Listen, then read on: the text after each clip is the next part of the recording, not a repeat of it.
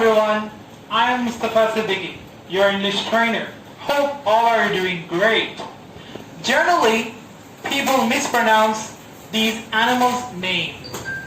Today, we are going to learn about the correct pronunciation of these animals' names. Let's get started. Hippopotamus. It's not hippopotamus, it's hippopotamus. Hippopotamus. Repeat after me. Hippopotamus. Monkey. It's not monkey, it's monkey. Monkey. Monkey. Giraffe? No. Giraffe. Giraffe. Giraffe. Lion? No.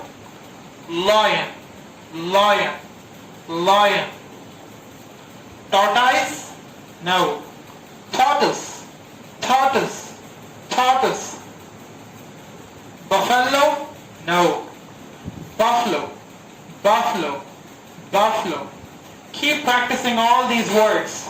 Thanks for watching.